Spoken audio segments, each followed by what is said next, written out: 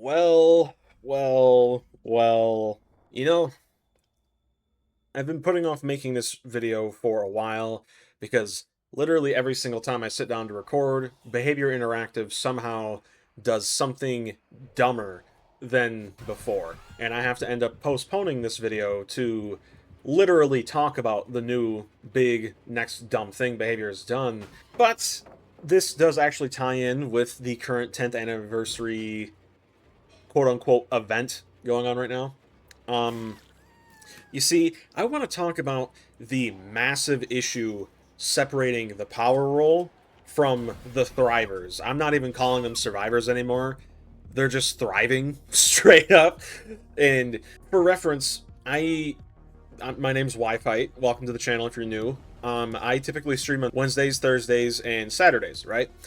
Now, keep in mind, I streamed the first day this event came out, and the event was so incredibly boring. Killer queue times were so incredibly low. I ended up just ending stream early that day and literally didn't play the game for the rest of the night. And every time I try to grind DBD off stream, it feels like a monotonous chore. I feel like I'm babysitting a bunch of kids for no reward. I'm not being paid anything. It feels like a waste of time, ultimately. This video of second chances, this event really just takes everything I was going to say about this game's problems with perks like Dead Hard, Decisive Strike, Unbreakable. You know, the list just goes on and on and on. There are so many Survivor metas, it's honestly hard to cover every single Survivor meta in one video, because the video ended up being around 20 to 30 minutes long. I would probably have to make 2 or 3 parts just breaking down and talking about how to fix the gen meta, the second chance meta, the heal meta, the never go down meta if you have, you know, boon exponential and you have multiple teammates running these boons. I mean, it's just insane, man. Dead by Daylight's 10th year anniversary, and we pretty much just give survivors, I mean, at this point we may as well give them guns. Like, it has gotten so bad. Even YouTubers who, Dead by Daylight YouTubers who force themselves to be positive, who always try to look on the brighter side of things, right? I've been trying to do that recently myself, but it's too much work, right? It's the same reason I don't write scripts for my videos, because it just comes off as like robotic, as inhuman, right? In these YouTubers, they're trying so hard to look on the positive side. It's like watching them in real time, their brain is melting because there's nothing positive to take away from here. Not a single thing. I mean, survivors have Dead Hard on steroids. They just are invincible for 4 seconds. They have on command sprint burst, which ignores exhaustion, so you can sprint burst away and then eat a morsel and get a mini sprint burst, so you get even further. You can turn invisible on command whenever you want. I mean, like, unbreakable pallets, teleports all across the map. Keep in mind, these teleports can also refill your items and turn you invisible. Like, what? This event has so many problems with it. Like, where do you even begin? Seriously, where do you even begin? I guess let's begin with the fact that there's really no reason in playing it, right? Why would you play this event, especially if you're a killer main? If you're a killer main, the only thing that you're going to experience is just being bullied 24/7. We have unbreakable pallets. We have pallets that respawn. You have base kit any means necessary. I mean, it's what is Behavior doing, dude? This is what happens when a video game has no competition. None. Halloween the game needs to be successful. It genuinely does. It genuinely does. If Halloween is not successful, Dead by Daylight's going to continue to go down this road of endless second chances, of literal invincibility, I mean, look at the cross-examination perk right now. Yes, it's getting nerfed soon, but why did they even allow it to hit live the way it is? Like, why? It doesn't make sense. You know, Jason, he was recently added to the game, air quotes, Jason. You know, he was recently added to the game. Some of the worst killer perks I have ever seen in my entire life, and we get a survivor who can reset pallets with a mini live, can literally disappear mid-chase. Thank God that's going to be fixed in the future. But it's really just like a band-aid fix to a, overwhelming tsunami coming, from out of nowhere. And he also has fast track for healing. I mean, the second chances just never end.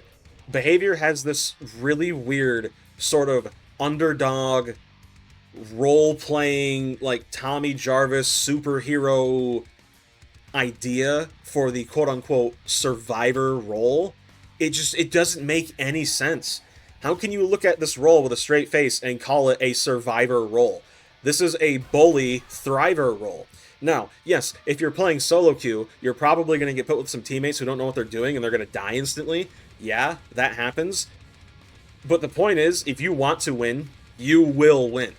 Like, if you're playing solo queue, you can just bring a map or bring a key and then just find the hatch and count on the hatch. Like, there are so many ways that survivors can just get a almost guaranteed win every single game, with the only way they can lose is if they actively go out of their way to just straight up not play the game. It's insane, man. Even I, someone who is a diehard killer main, someone who felt forced to play the survivor role during this event because it is so ungodly boring as a killer, and it's not even frustrating. How can you get frustrated at a game mode that is fundamentally meant to make you frustrated? Like, when you're playing this, how can you get frustrated? I mean, you already know the odds are overwhelmingly not in your favor. I don't get it, man. I really don't get it. When I played Survivor during this event, I was actively running goofy perks like Dramaturgy. I was sitting at pallets, stunning the killer, in running Dramaturgy, getting exposed and dying, right? Like, I'm going out of my way to die. Because if I don't, it just becomes a boring M1 Shift W occasionally press spacebar simulator. It is so boring. How can anyone play this and find genuine enjoyment out of it? Now, the event aside, if you're playing normal 1v4 as a killer, you have to sit and wait for anywhere between 10 to 5 minutes, depending on the time of day you're playing the game, right? That's a massive problem. And because the queues are so bad, you're almost guaranteed to go against a 3 or 4 man Swift almost every single time you get matched with a survivor, like survivors, right? And every single game just becomes, gen rushing, second chances, dead hard, decisive strike, shoulder the burden. It just doesn't end, man. It doesn't end. In one of my most recent streams, right before the event started, I played as Jason, and these survivors, they literally took away all of my pressure, and they escaped in just over 3 minutes. Just over 3 minutes. I mean, we're literally talking world record speed here. This is ridiculous. Behavior, I don't know what the hell you are doing. I don't know what you think you're doing, but this is not it. The killer queue times in the event right now are 5 seconds. 5 seconds. 50,000 players have stopped playing the game ever since the anniversary started. 50,000. And the overwhelming odds are, those 50,000, those are the ones who came here for Jason, right? They probably bought him, played a few games, got absolutely curb stomped, then either stopped playing the game and uninstalled it, or just aren't playing it because it's not fun, right? How is it fun to injure a survivor and then mid-chase they get instantly healed? How is it fun to injure a survivor and then you go to down them and they have dead hard, then they get instantly healed? How is that fun? In what world is that fun? Oh, as the killer, I get little fart bombs. Boo-hoo. Like, come on, dude. What a joke, man. And I guess I'm just gonna have to make another video, right? Like, I'm gonna have to make another video breaking down the second chance problem in this game, because, like, I can't ignore the elephant in the room.